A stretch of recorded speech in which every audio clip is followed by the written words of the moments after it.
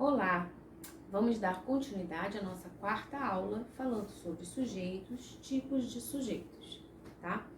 Eu quero iniciar essa aula falando sobre o núcleo do sujeito. Núcleo do sujeito, vamos pensar. A oração ela é composta por sujeito e predicado, correto? Tem um verbo, correto. Esse sujeito ele pode ser composto por mais de uma palavra. Se eu digo as meninas chegaram, então eu tenho as meninas, repara, tem duas palavrinhas aí, né? As, artigo, meninas, substantivo. As meninas é o sujeito da oração, percebeu? Qual é o núcleo? O núcleo é a palavra mais importante que compõe esse sujeito. No caso, quando eu digo as meninas chegaram, na verdade, quem foi que chegou? Meninas. Então, meninas é o núcleo do sujeito. Repara aqui a frase que nós temos. As pequeninas crianças apresentaram a peça lindamente. Então, quando eu pergunto, quem foi que apresentou a peça lindamente? Você vai me responder, as pequeninas crianças, professora. Muito bem, esse é todo o seu sujeito, as pequeninas crianças. Mas, se o exercício pede ou pergunta, né, qual é o núcleo desse sujeito? Então, você deve pensar a partir do verbo. Quem foi que se apresentou ou se apresentaram? Crianças, ok? Então, núcleo é sempre a palavra mais importante, tá? Que compõe esse sujeito. Sempre lembra de reconhecer o verbo e fazer a perguntinha, tá? Porque o verbo ele sempre vai se referir ao sujeito, ok? O sujeito, ele pode apresentar, então, mais de um núcleo. Ué, peraí, tá complicando? Não está complicando. Presta atenção aqui comigo. Os piratas e os anões saíram de cena. Qual é o verbo aí? Saíram. Quem foi que saíram de cena? Então, a gente tem aqui os piratas e os anões. Tá, então vamos pensar. Lembra que eu falei que núcleo é a palavrinha mais importante. Então, se eu penso nesse contexto, saíram de cena, quem foi que saiu de cena? Piratas, anões. Então, essas duas palavrinhas fazem parte ou formam aí o núcleo desse sujeito. Deu para entender? É tranquilo. É só você identificar o verbo, pensar nesse sujeito, pensar na parte mais importante que compõe o sujeito, tá? Todo o resto, por exemplo aqui, as pequeninas, crianças, reparais é o artigo, né? Que tá ali determinando, definindo. Pequeninas é uma característica. O que mais importa saber ali é quem estava se apresentando. Nesse caso, crianças. Então, todas as outras informações que vêm no sujeito, elas é como se fosse um detalhe, é como se fosse algo mais específico sobre aquela palavra principal. Deu para entender? Então, não confunda, tá? O núcleo do sujeito é a palavra mais importante que compõe o sujeito, tá ok? Nós vamos agora ver os tipos de sujeito, tá? Então, meus alunos, vamos dar continuidade aos tipos de sujeitos, ok? No livro de vocês, na página 76, você pode acompanhar, porque tem todas as classificações dos sujeitos, tá? Nós vamos ver os sujeitos simples, o sujeito composto, o sujeito implícito, o sujeito indeterminado. Nós vamos falar um de cada vez, tá? Quando eu me refiro ao sujeito simples, eu estou querendo dizer para você que nessa frase existe um núcleo do sujeito, uma palavra principal. Por isso esse sujeito ele é simples. Quando eu digo que o sujeito é composto, eu estou querendo dizer que tem dois núcleos, tá? Então tem dois termos aí importantes, ok? O qual eu declaro alguma coisa sobre eles, tá bom? Quando eu digo que o sujeito é implícito, o que é implícito? Implícito é aquilo que está escondido, oculto, né? Ele não vai aparecer, mas a gente consegue identificar. Por quê? Porque eu vou sempre perceber que ali existe uma primeira pessoa, seja do singular ou do plural. Por exemplo, vou chamar as fadas. Quem é que vai chamar as fadas? Eu. Vou chamar, eu vou chamar. Apesar de não aparecer, você identificou a primeira pessoa do singular. Então, eu tenho aqui um sujeito implícito, tá? Só você lembrar daquele sujeito oculto que a gente, né, aprendia lá no 5º ano, ok? Voltamos do banheiro, voltamos. Quem é que voltamos? Nós, né? Então a gente tem aí a primeira pessoa do plural, tá certo? Primeira pessoa do plural. Então você reconhece a primeira pessoa do singular e a primeira pessoa do plural, ok? Nós voltamos do banheiro, eu vou chamar as fadas. Apesar de não aparecer, tá implícito, tá oculto ali, tá? O sujeito indeterminado, esse aqui você tem que prestar atenção e ter um pouquinho de cuidado. Por quê?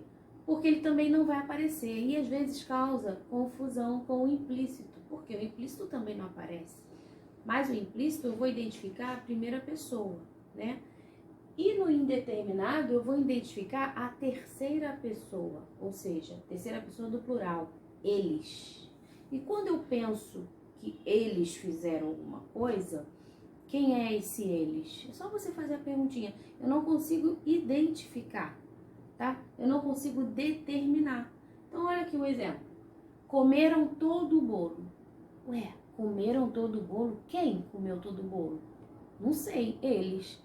Então, se você pensar dessa forma, você consegue identificar muito mais rápido, né? Esse sujeito indeterminado, tá? Por exemplo, fizeram o trabalho às pressas. Fizeram o trabalho. Quem fez o trabalho às pressas? Eles. Terceira pessoa do plural. Esse sujeito, ele é indeterminado. Existem aí uns casos que você vai identificar o sujeito a partir do contexto. Mas isso sim, é dentro de uma história, né? Eu vou ler com vocês aqui no livro, tem um exemplo. Em algum momento da história, ele não menciona mais o sujeito porque já foi falado no texto, tá? Então você consegue identificar quem é a pessoa. Agora, quando a frase ela está fora de contexto, ela está sozinha, você vai classificá-la como um sujeito indeterminado, tá ok? Voltamos aqui no sujeito simples. No sujeito composto e no sujeito implícito, nós consideramos esses três, o simples, o composto e o implícito, como sujeitos que são determinados. Então, toda vez que falar em sujeito determinado, são aqueles que você consegue identificar esse sujeito, você determina esse sujeito. Pode ser simples, pode ser composto ou pode ser o implícito ali, o oculto, tá? Quando for o sujeito implícito, o indeterminado, é aquele que você não identifica. Então, é aquele que você vai reconhecer a terceira pessoa do plural, né? Invadiram o banco da praça. Invadiram quem? Eles, não sei quem. Então, esse sujeito, ele é indeterminado, tá ok? Aqui no livro de vocês, na página 76, você vai encontrar alguns exemplos de sujeito simples, alguns exemplos de sujeito composto. E para ver com vocês, a questão do núcleo do sujeito também. É importante você... Fica uma dica. Pega essas frases, escreve no seu caderno, as frases do livro que estão aqui de exemplo, e começa você a classificar, a identificar, ó, aqui eu tenho um sujeito simples, aqui eu tenho um sujeito composto. Puxa a setinha. Ah, aqui é o núcleo do sujeito. Percebeu? Por quê? Porque você agora já ouviu a explicação. Então agora você tem condição de identificar, de fazer o exercício, tá? Tenta fazer dessa forma, você vai conseguir. Na página 77, a gente também tem alguns exemplos, né? De sujeito implícito, inclusive eu tirei alguns daí, tá? E você tem também do sujeito indeterminado. Por exemplo, aqui diz o seguinte, o sujeito determinado, ele pode ser, então, simples, composto, implícito, como eu falei. Aqui diz o seguinte, o sujeito indeterminado, a gente pode reconhecer ou não no texto. Vamos ler o que diz aqui. Desastre. Quebrou uma ponta da lua. Como é que você conseguiu fazer isso? Perguntou a professora sorrindo, sentindo que o seu sorriso deve parecer demente. Foi ela. A acusada é uma camponesa que gosta de distribuir tapas entre os seus inferiores. Você vira a sua página para 78. E aqui diz o seguinte, nesse caso, a aluna entrega a colega, identificando-a como a autora do desastre. Agora, imagine que, por medo de acusar a colega, ou por não saber quem realmente quebrou a ponta da estrela, imagine que ela dissesse assim à professora: quebraram a ponta da estrela. Então, olha só, quebraram é o verbo, a partir do verbo eu tenho predicado. Você reconhece nessa frase o sujeito? Quebraram a ponta da estrela. Quebraram? Quem? Você não reconhece. Então, aí você tem um sujeito indeterminado. Lembra da terceira pessoa? Quebraram? Eles quebraram. Então, é indeterminado. Aí, o que diz aqui? Note que em um enunciado construído dessa forma, não conseguimos saber quem é o autor da ação. Foi o que eu falei. Não conhecemos o sujeito dessa oração. Quando isso acontece, é o indeterminado, tá? Aí, você precisa prestar atenção no texto. Existem duas maneiras. Olha só nessa parte aqui rosa do seu livro, para que você entenda comigo. Não confundir o sujeito indeterminado com o sujeito implícito, que também pode aparecer na terceira pessoa do plural. Eu já falei, mas é sempre bom a gente reforçar, né? Eu sei que essa parte ela causa muita confusão. Tem aluno que fica na hora da prova. Então, assim, é bom a gente reforçar. A diferença é que quando o sujeito ele é indeterminado, ele não pode ser identificado nem pelo contexto. Por exemplo, as borboletas, sujeito, fazem poses, esvoaçam os próprios véus, não ligam para o mundo. Então, olha só, o predicado a partir do verbo, né? Fazem poses, esvoaçam, não ligam. E o sujeito aí são as borboletas. Ok? Os verbos estão e fazem apresentam sujeito simples, as borboletas. Os verbos esvoaçam e ligam, embora estejam na terceira pessoa do plural, apresentam o sujeito implícito. Por quê? Porque as borboletas já foi falado antes.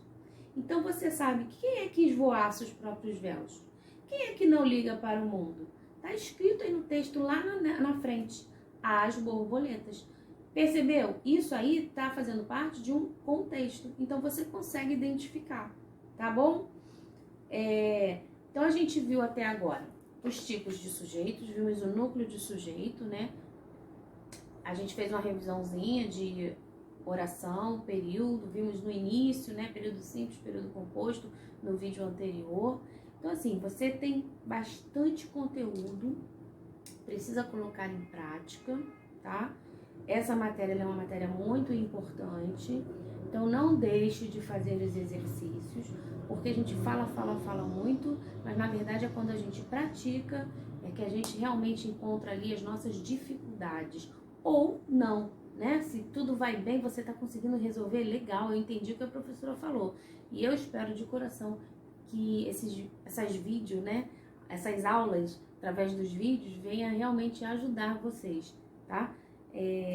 Não deixe de fazer os exercícios. Então, a gente tem agora exercícios na página 78, 79, tá? Você vai fazer. Faça o que eu falei também das orações no seu caderno. É uma forma de você estar exercitando, ok? E no próximo vídeo, lembrando que essa é a nossa quarta aula, tá? No nosso próximo vídeo, eu revejo com vocês, faço a correção desses exercícios, tá ok? Então, a gente se vê. Até lá, se cuidem, lava bem a mão, faça a sua higiene e vamos aí pedir ao Papai do Céu para que esse tempo de quarentena acabe logo, passe logo e a gente possa voltar aí a nos ver na sala de aula, tá bom? Fiquem com Deus.